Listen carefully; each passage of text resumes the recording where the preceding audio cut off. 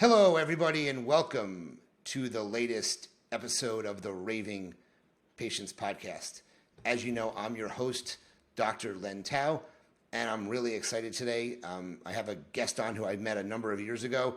We actually met at, believe it or not, a SCN writing workshop, and this is now 3 years later. He has written 6 books. Here's one of them. It is actually called When Life Needs a Sticky Note. And he has written 6 books total. I have now written 1 book, Raving Patients, with a second one to be released in a few months. But we met at SCN. We've seen each other a number of times. He is one of the funniest guys you'll ever meet. He's a happy-go-lucky guy. I wanted him on this podcast to share his tips for practice growth and success. Please welcome to the Raving Patients Podcast, Wayne Kerr. Wayne, thank you so much for joining me today. Well, Dr. Len, thank you. It's certainly my great pleasure and privilege to be part of your podcast. I'm very humbled and appreciative of the opportunity, and I appreciate all that you do for dentists and the dental profession, because we both know that business skills are not something we learn in dental school, and everything that you and I do essentially is to shorten the learning curve to success for others, which is why I do what I do in retirement from 35 years of fee-for-service private practice in a small community outside of the Atlanta area. And indeed, at that writing workshop, one of the things I wanted to put together was a book called 10 Tips to the Top, which is basically a 10-chapter book on the elements that are critical to any practitioner's success. And so my purpose in retirement is to speak, write, teach, tell stories, whatever I can do to assist young grads who have a challenging road ahead of them to make their success, not just in their clinical practice, but in their personal lives as well. Help it all become great. Well, that's awesome. And you said you were in a small town outside of Atlanta. You built a $1 million practice. You retired. You said after 35 years, and now your goal is to really help practices grow. I'm in a similar boat. I'm a little younger than you. I'm 48. And by the time this airs, I will have sold my practice. October 1st, my practice is I'm selling to my associate. We actually told my team last week, actually earlier this week, I should say. My associate's purchasing it, who they are they've worked with for just over a year now, and they really get along well with her. So they're excited. I moved from Philadelphia to Florida, so I live in Florida full time now. So I'm gonna be working for another 6 to 20 months, depending on how things kind of plan out here. But I will eventually clinically no longer practice, and I have been helping practices for 7 years now, a little longer actually. But I'm excited to see the next stage in my career and where I take things outside clinical practice. So I know I'm we share. excited to hear that for you, Len, and having lived through that, I can only tell you that retirement is that which you make it, and I know that you're going to rock and roll and love it and help others. Well, I don't think I'll ever retire, like not work. I have plenty of things I do outside of clinical dentistry. So even when I do that, I'm definitely not going to stop working. I can tell you that. I love speaking. I love teaching. I love educating. I love talking about reviews. I'm very similar to you with the personality, which is why we do get along so well. So let's give the listeners some good content here in the time we do have together. So why don't we start with some of the things we wanted to talk about today. First thing is recognizing the importance of being a community partner to build the practice. So talk about that. I have a lot of people who listen and now watch it because it's now being recorded in video, that are in big towns. And in a bigger town, it's a little bit harder to be involved in the community as much. But again, a lot of small town USA people, and community is a lot more important there. So talk about recognizing the importance of a community to help build a practice. Absolutely, Len. It's important to note that when I established my practice from a cold start in a small town, it was in 1978, long before the days of computers, practice management software, the internet, social media, and advertising. The only advertising that was legal was the Yellow Pages. I opened in July. My Yellow Pages weren't available until the following year. I was invisible for 9 months. So what did I do? Well, I didn't have a practice. I had no patients. So I literally went door to door through the entire business community, introducing myself and making them aware of how I could be of assistance and value to them. And because when you share time with others through a common interest, I joined virtually every service organization or community organization I could to be seen, to be visible. It doesn't work if you sit in your office waiting for your phone to ring. You've got to be visible. And agreed, far easier to do this in a small town than a large city. But I know William Simon in Chicago was able to do this successfully as well. Very dynamic guy like you. But I served on the board of the Chamber of Commerce, American Heart, Cancer Society. I worked with Habitat for Humanity. I joined Kiwanis. I was active in my church. I was a leader of the administrative board. I sang in the choir. I taught Sunday school. You name it, I did it. And again, when you invest in your community, and if you use your practice as an economic engine to build a better community in which to practice, in which to live, in which to raise your family, you're valued, and people naturally want to become part of your practice. And so that really is how I became successful early on, was just by being visible, being part of my community, and giving to my community. A lot of that, unfortunately, nowadays, I think, is a lost art. I don't think as many people do all of these community efforts, as I'll call it. One, because I don't think they have as much time, because I think running a business is different than it was back then. But I don't think they see the value in a lot of those things.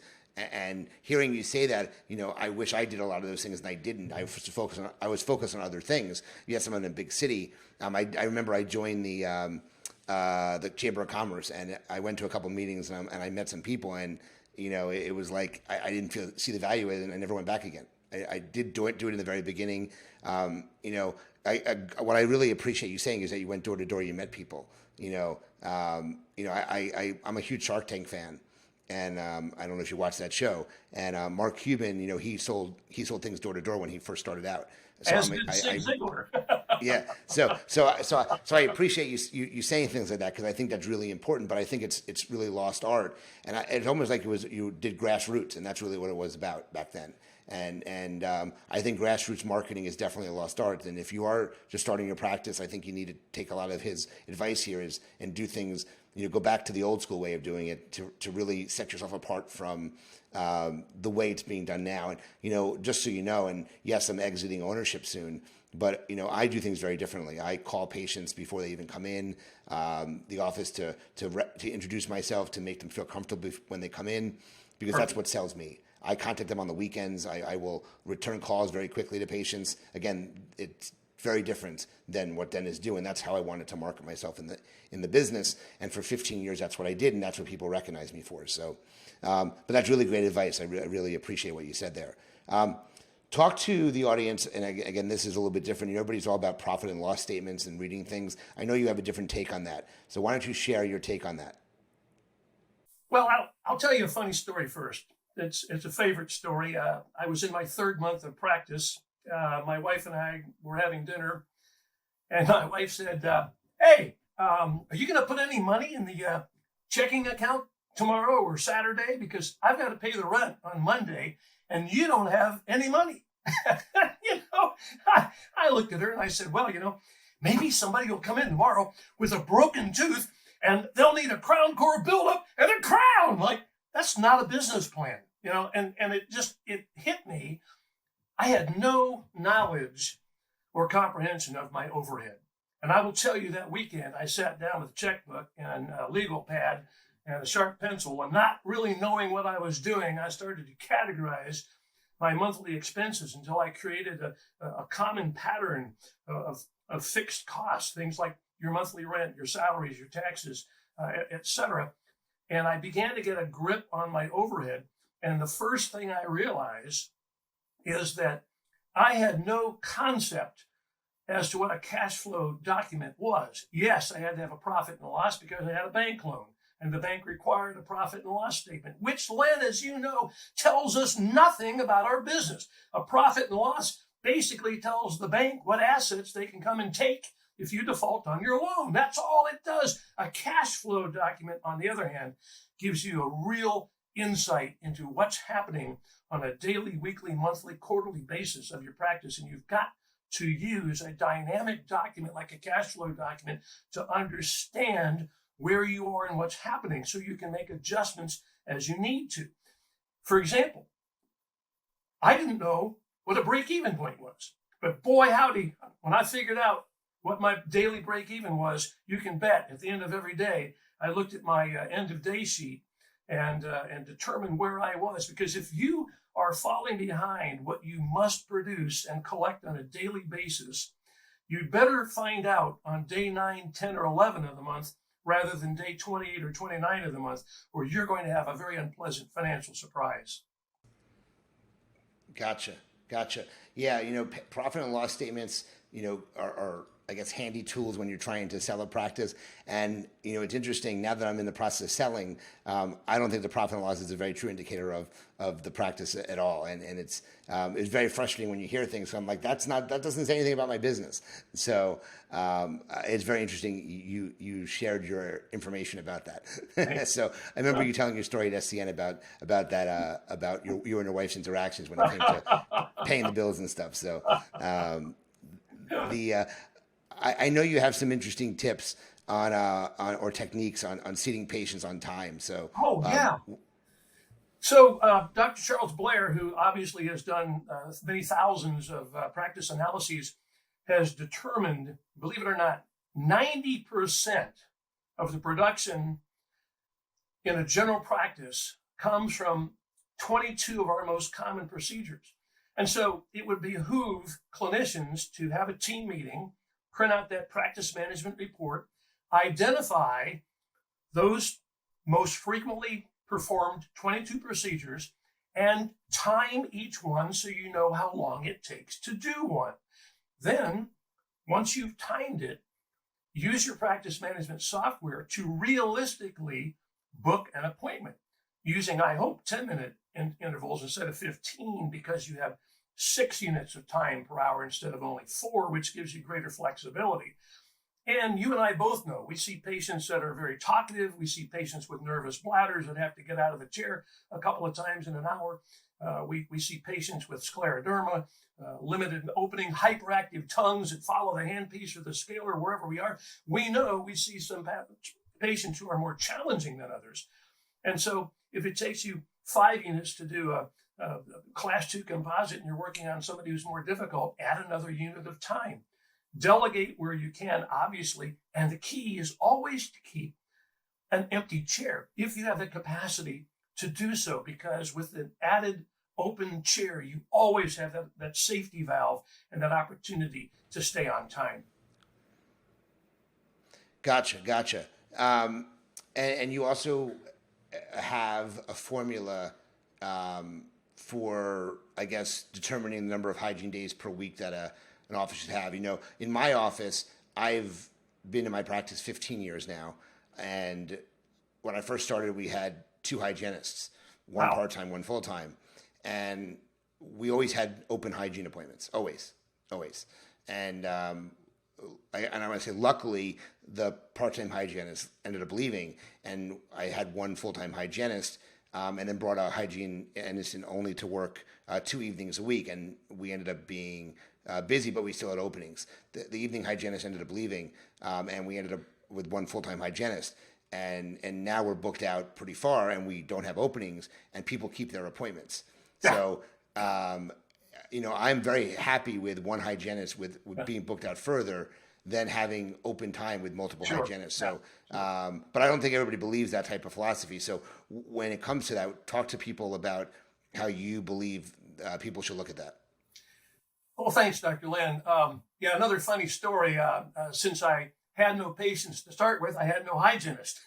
I thought, I'll just do my own hygiene. Yeah, that worked out really, really well. One day I had two people needing immediate care. Immediate care with extractions and caries control and endo and some other things. And I was so busy being my own hygienist, I found that I couldn't even get them on the schedule for 2.5 weeks. Like that was a brilliant business decision, right? So I brought in my first hygienist with a gut feeling. Now I know from Amy Morgan, who is a former CEO of Pride, she's now with Spear Practice Solutions. But I learned from Amy later that for every 200 patients of record, 200 active patients of record in a general practice, you need 1 day of hygiene per week. Well, at the time, I had 650 patients and no hygienist. So you could tell immediately I needed someone at least 4 days a week. So again, the formula is for a general practice, for every 200 active patients of record, you should have 1 day of hygiene each week. And an active patient of record is defined as anyone you've seen for any reason in the past 18 months. So I want to clarify that one more time for people listening. Sure. So you said for every 200 active patients, you should have, repeat it? 1 full day of hygiene each week. 1 full day of hygiene each week. So if you have 1,000 active patients and you're open 5 days a week, you need five full days of hygiene. If you're open 3 days a week, like I was at the end, you need two of them working 3 days, or a full time and a part time. But doing that math helps a lot, and many people have thanked me for how that formula has impacted their profitability. I think that's a really good way of thinking about it. So it's interesting. I have a smaller practice. I have somewhere between 800 and 1,000 active patients at some point, and I have four hygiene days. So I'm right within that target, and that's why I'm very happy with the way things have turned out. You're perfect. I was at 2,200 in my peak in the 90s, and I really needed an associate, and I lacked the wherewithal to pull the trigger on that. Unlike you, which is one of the reasons you're a super success and I'm retired. Well, I have an associate, but I only work 2 days a week, Mondays and Tuesdays. She works Wednesdays and Thursdays. So I'm still a one doctor practice because I don't have a massive number of patients, but I do it because I do other things outside of dental work. So Sure. That's the reason why I do that. So, we're talking about being a successful practice. What amazes me, I have the business conversation with dentists all the time. Okay. And I ask very basic business questions, okay? And those basic business questions are what's your overhead, okay? How do you, when do you make money? How much does your salary, how much of your salary is part of your head? And it's amazing how little, okay, they understand about business, or they don't even know their numbers. They're clueless about their numbers. Yeah. So, it amazes me. And I'm sorry, if you run a business, if you're the business owner, you have to know your numbers. You have to. Yeah. So talk to me, talk to the listeners about, I know you have, thoughts on you're calculating these numbers. So talk to them about that. Okay. Yeah, great point, Len.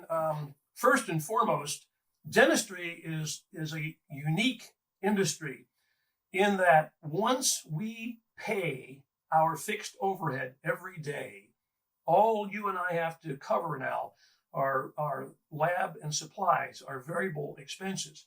And so once we pay our overhead, 82 cents of every dollar we produce after that is profit. And so my early key to success, and I learned this from Dr. Jim Pride, founder and former CEO of the Pride Institute, was that patients want fewer appointments, not more. They want fewer injections, not more. And I learned to consolidate my treatment plan into quadrant care dentistry with financial arrangements. And of course, today's financial arrangements are easier than ever with entities like Kerr Credit, of course. Back in the day, a lot of that was made, with other arrangements. But bottom line, fewer appointments, more productivity. I worked a 5-hour morning. from 7:45 to 1 with a morning huddle, 7:45 to 8. And I only saw 2 restorative patients each morning. And during those 5 hours, I would typically do at least 2 cast gold or 3/4 cast gold crowns or gold onlays, and a couple of class 2 restorations, etc. But I would more than meet my overhead by lunchtime. And of course, in the meantime, I've got 10 hygiene patients in that 5-hour morning that I'm breaking when I'm able to break. And by the way, I use a technique called interrupt the hygienist. That's not out of disrespect. It's because I know and you know what captive time is, and I can't be in the hygiene operatory at the end of every hygiene appointment checking 2 patients. I go when I'm able to do that because my assistant's making it temporary or whatever. You get the idea. So I interrupt the hygienist, which helped me stay on schedule. But I saw 2 patients in the morning, and then in the afternoon, yeah, it was all gravy. That's when you do your pedo or your endo or your new patient examinations or whatever it might be. That worked for me. Now, the rest of the number issue is comparing your monthly statistics to the best averages of practices from across the country. And there are industry standards, as you and I both know. And you compare your numbers each month with the numbers from the best practices across the country, and you can see if your numbers are out of alignment in one category or another. That's a warning bell that you need to have a team meeting and find out why it is that you're spending 9% each year on supplies instead of 5%, or why your facility is running 8% instead of 5 to 7%, or why your salaries are beyond the norm. Are you overpaying? Are you overstaffed? Are you underproducing? You've got to have a meeting and talk about why this is happening in order to correct the problem. You've got to know your numbers. 100% they have to know their numbers. And it's interesting what you said there, and I want to repeat it because I thought it was really interesting. I think you called it, interruption. You interrupt the hygienist because, you're not always going to be available at the time they need you for. So when you are available, you go in. There's nothing that says you have to go in at the end of the hour to do the exam. I go in at the beginning of the hour sometimes to say hello and look at the. Just because they're clean doesn't mean you can't still do the exam. Correct. It's when the doctor's available and free, not when the hygienist is available and free. So, and that's not how most practices run. It's amazing when I talk to doctors; they go in at the end of the hour. That's not conducive to most schedules. So I think that's a really, really, really good tip. So if you're listening to this, go in when you have the time, not when the hygienist has the time. And typically what I would say is, Mrs. Patient, I know that Julie has yet to complete your care, but this is an ideal opportunity for me to have quality time with you. May I take a look? Not once in 35 years did a patient say, no, you can't, because they heard that I had the opportunity to have quality time with them. And that's the message. I agree with it. You have to handle it appropriately, I think. And then the patients are always understanding that you're going to go in because they're used to the dentist coming in at the end. But if you explain to them the reason why, I don't think that any patient is going to have a problem with it. So, like I said, you really have to go in after the X-rays are taken because if they're taking X-rays, you want to look at the X-rays. A lot of times when the X-rays are taken, I'm looking at them on another computer anyway. I've already looked at the X-rays. Of course. Hey, one other tip. This is a good story too. So when we're looking at comparing our numbers each month to best practices, one of the keys is never to spend more than 10% of your monthly production on something that is elective purchase. For example, I heard Pete Dawson early in my career. I think it was early in my 3rd year, and I was so excited about what I learned from Pete. I immediately ran down to the exhibit floor just before it was closing, and I bought 2 state-of-the-art Dana articulators with all the bells and whistles. $6,000. Okay, so put it on my Amex. Everything's great till the Amex bill comes due.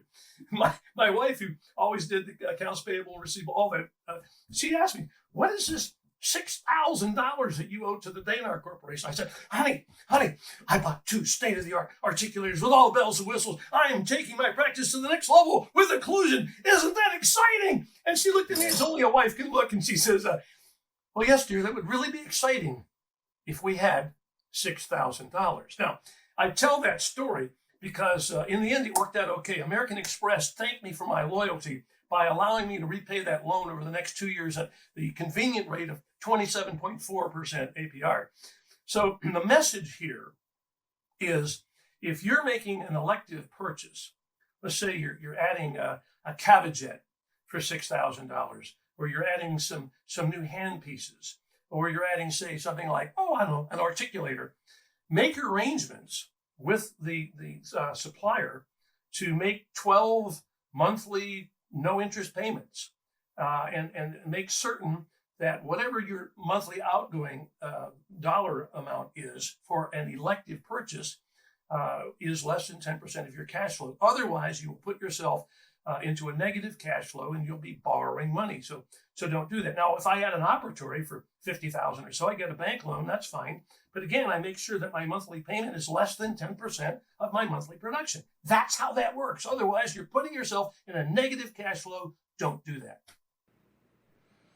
That makes a lot of sense. I wish I knew some of these things when I was first starting out. Because you don't know what you don't know, and I learned a lot. I learned a lot from making mistakes, and I ran a very successful business, and but I did a lot of things.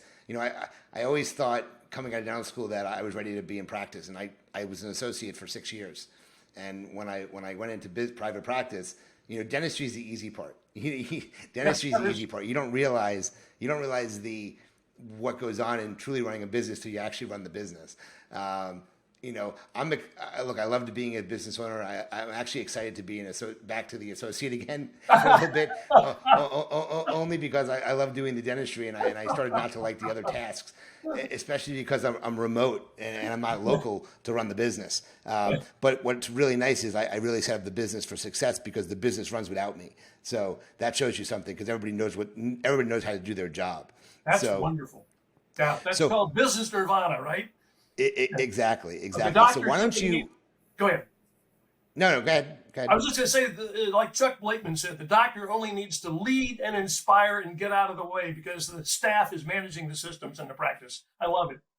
And that's exactly what they do. They run the Bronx Zoo, as I like to call it. They run the zoo when I'm not there. So they know they need me. If they need me, they know to reach out. But if they don't need me, I know there's no problems. And I get at the end of the day, I get a notification that the day's done, and this is how much you produced. This is how much we collected. The girls let me know if we hit our goals, and that's kind of how it operates. So it runs very well. Yeah. So I know that we both enjoy writing books. I know you said you've written 6 books. 6 now, yeah. 6 books. So what made you? I told the audience when we first started the podcast that we met in the writing workshop in Anaheim at SCN. Obviously, at that point, I had no book writing. I wanted to write a book, obviously. You obviously hadn't written books either. So why don't you tell everybody what it got you inspired to, not only write 1 book, but write 6 books. The typical author doesn't do that many books that quickly.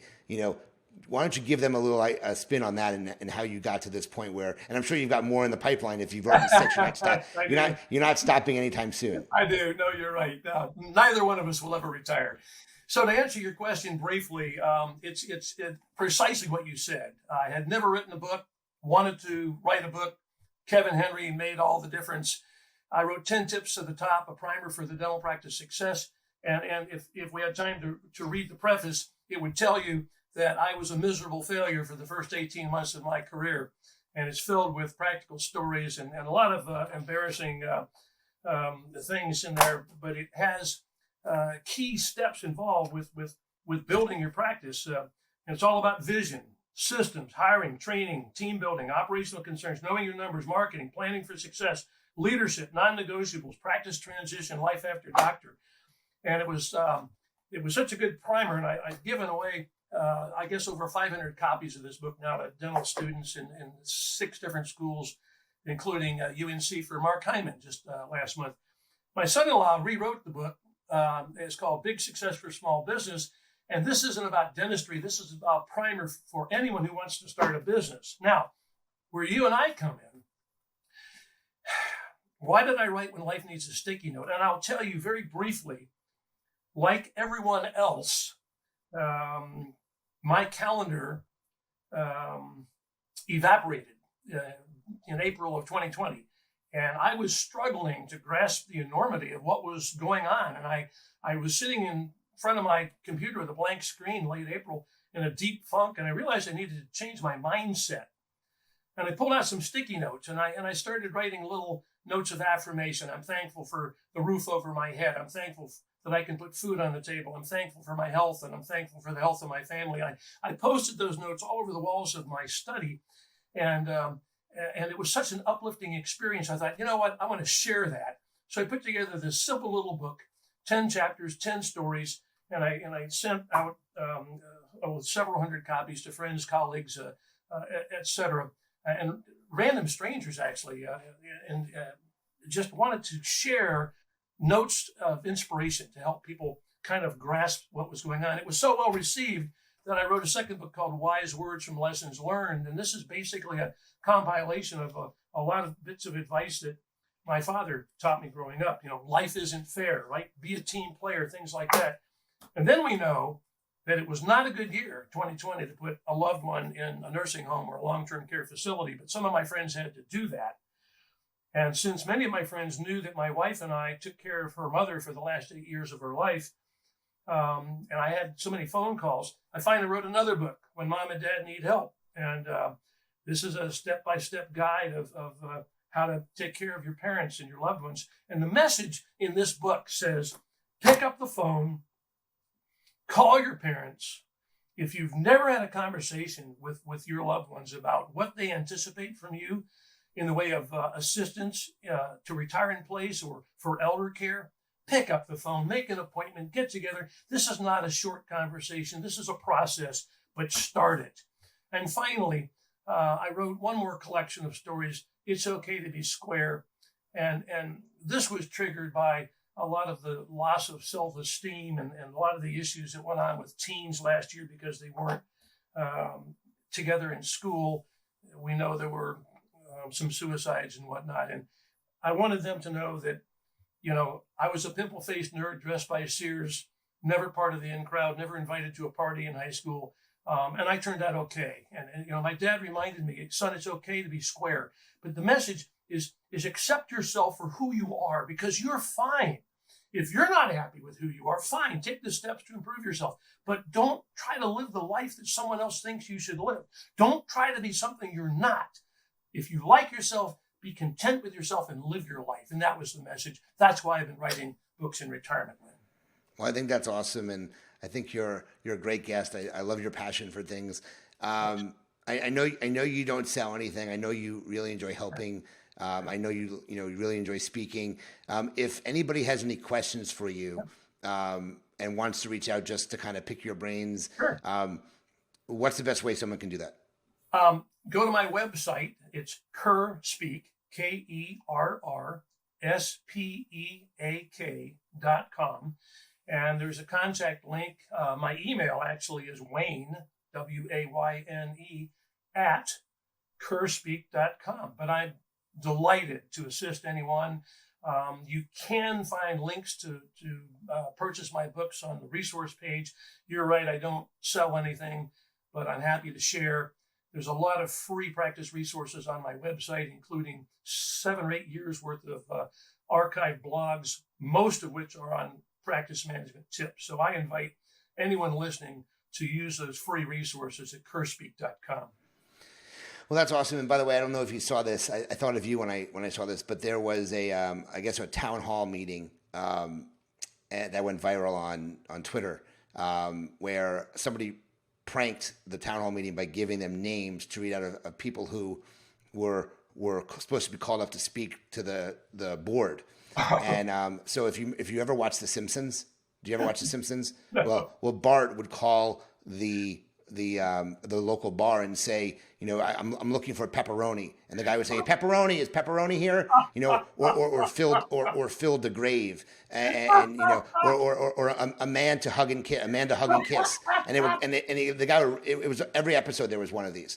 So literally somebody gave this guy, and the guy who was heading the board meeting read out these names, and it made the news. One of the names called was Wayne Kerr. No! So you have to look it up. It was I thought of you as soon as I heard that, obviously. So, no. but is Wayne Kerr? It's the funniest thing. You have to check the video out. So, anyway, thank you so much, Wayne, for joining me, guys. If you like this episode, please share it. Please share it. Tell your colleagues about it. Please reach out to Wayne if you have any questions. Please check out his books on Amazon. They're not expensive, but they're a hoot. As always, remember your reputation matters. Until the next episode, guys. It was great speaking with you, Wayne. We'll talk to you soon. Thanks Dr. again for being with me. Thanks a million, buddy. Take care. All right, we'll talk to you soon. Bye-bye. Bye.